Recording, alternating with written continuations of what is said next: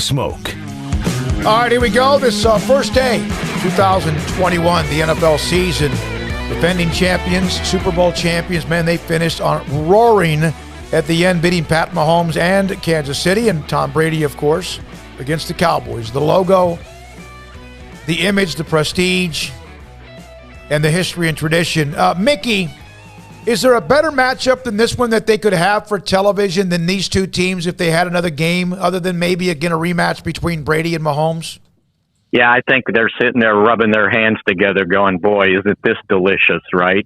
You get the Super Bowl champs, and then you get the Cowboys trying to get themselves back on track, and we know what the national draw of the Cowboys are. So, yeah, I'm at the stadium right now, and I'll tell you what, getting here, this is going to be their first sellout since the end of the last month of the 2019 season. And this town's, it's just buzzing. Everywhere you go, there's a sign reminding you that they did win the Super Bowl, by the way. So, they're going to do their raise the flag ceremony and the whole bit. So this is a little bit of humor. I was watching NFL Network, and I didn't hear, so they were going to have both radio play-by-play guys on. I think the guy's name's Gene Decker for the Bucs, and then Brad Sham, right? Gene Deckerhoff. Yeah. And then, so I didn't hear what he had to say, but they asked Brad a first question, and Brad goes, "Well, let me say this before we get started." He goes, "So I'm kind of by the team hotel here," and he goes, the team buses, the first buses are going to leave in 45 minutes. But after listening to Decker, he goes, I think I'm going to run out there and tell them, hey, stop the buses. Don't even bother going to the stadium. You got no chance. So I can only imagine what he had said before going into it. But, this place is pretty fired up, and they're pretty proud. Everywhere you go, there's a sign reminding you they did win the Super Bowl. And, oh, by the way, they have won back-to-back Stanley Cups. Yes. By the way, Mickey, Gene Deckerhoff's Saturday job is much more important than his Sunday job. He's the FSU player. Florida State, right? Yeah. All right, Mickey. Tonight, Connor McGovern will start for Zach Martin. Maybe if it's a Sunday game, Zach might be able to test out, but he's not going to be there. Connor McGovern has to deal with Ndamukong Suh and Vita Vea. Is that the matchup you're going to be watching all night? Oh, I'll keep an eye on it. It's going to be like, hey, you wanted to play in the NFL? Go at it, big boy.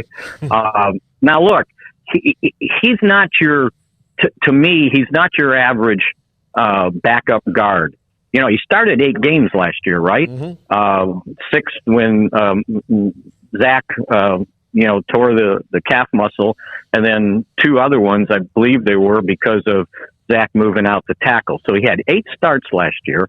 I was looking at the preseason, and, they weren't playing their starters a whole lot, and Zach didn't play that much. So when Zach wasn't playing with the first team, it was Connor McGovern. In 4 games, he played 132 snaps, 90 of those as starting 3 games, including against the Texans. So he's got to be as prepared for this as any backup ever has. This isn't like last year when the Cowboys had to start Terrence Steele and Brandon Knight at the tackle positions when they didn't have their starting tackles.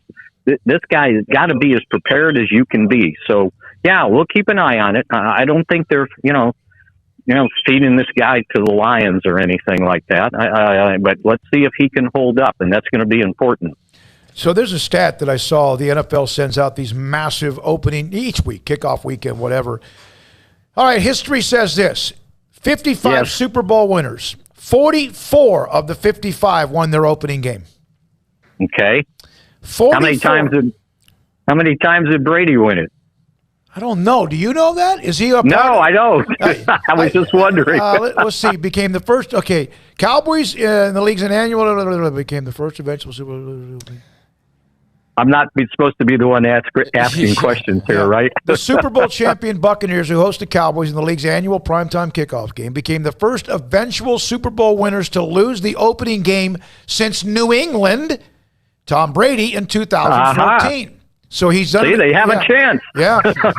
There you go. So you're saying there's a chance. There's a chance. There's a chance, right? Well, there's always a chance when you go to bat, right? Even if you're batting .000. No, but it does matter.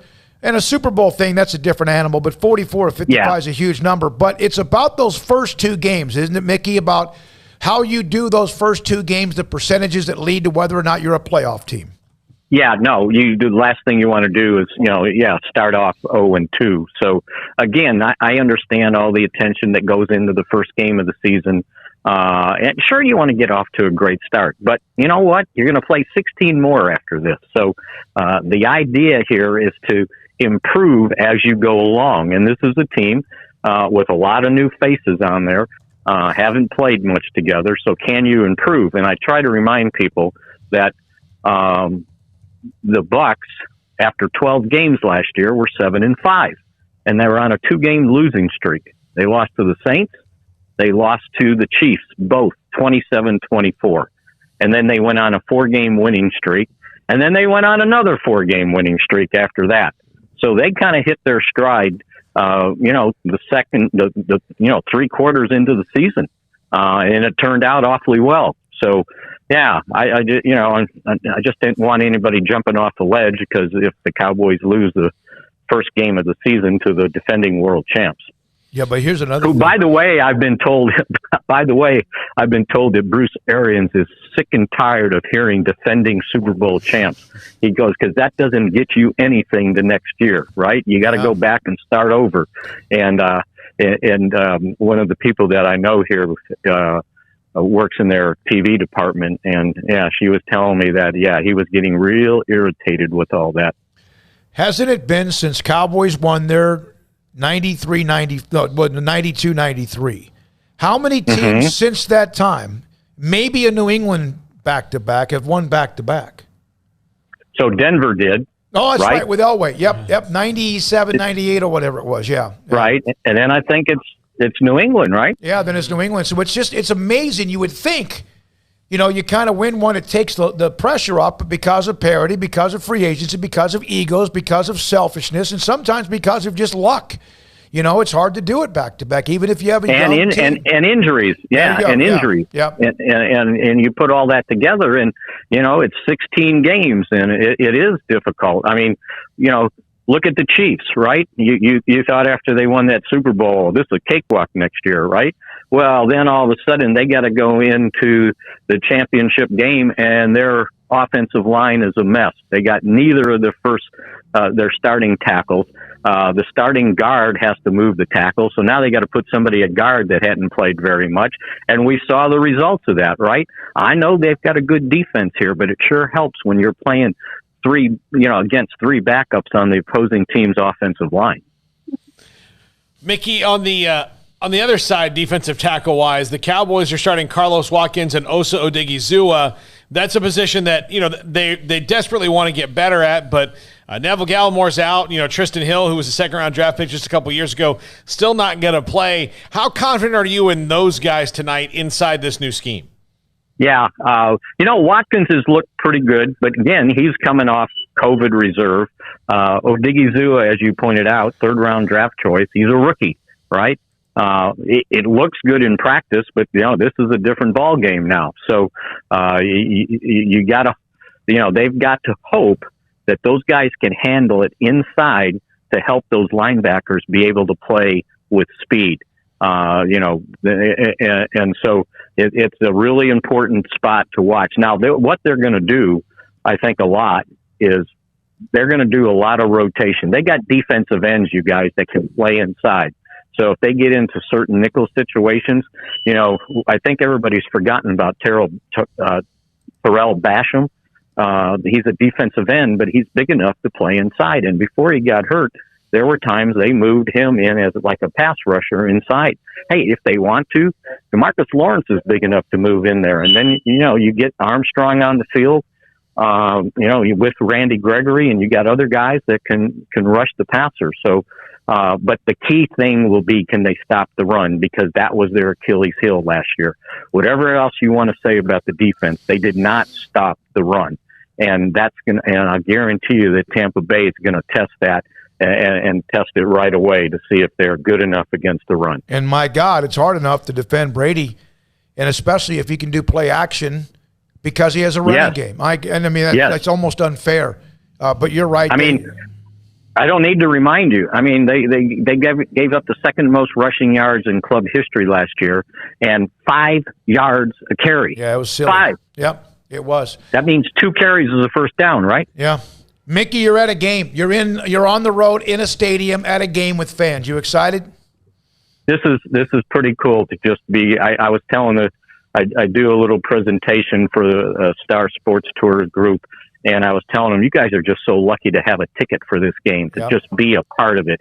You know, it's almost to the point where it doesn't matter who wins. Well, I know it matters to them, but who wins or loses, you're at an event that I just saw something that some like second row or third row seat behind the Bucs bench was going for $5,000. Wow. Seriously?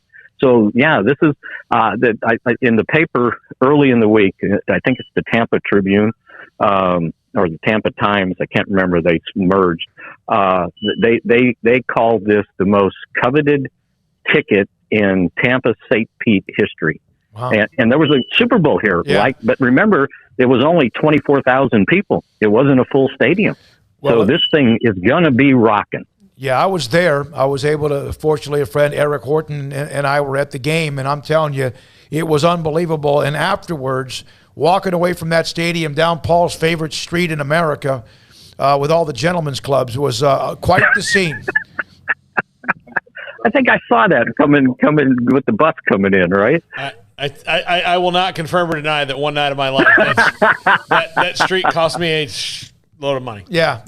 Mickey, have fun. Thank you, buddy. Appreciate it. Okay. The season starts tonight. Buccaneers, again, opening up the year. And this is the kind of game, Paul, you just know it. You just see what's going to happen. The Cowboys will start well and win the game, and there'll be an every Yap Yap show for the next 3, 4, 5, or 10 days. There's no reason they should really win this game on the surface. When you go, player for player, the Bucs are better, but the Cowboys have a way to do this, and they just have a knack for this of getting people excited for no reason.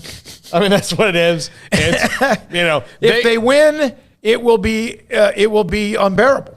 Yeah, they're a movie trailer that you're like, man, that's awesome. Yeah. But all the good stuff's in the trailer. All right, coming up next.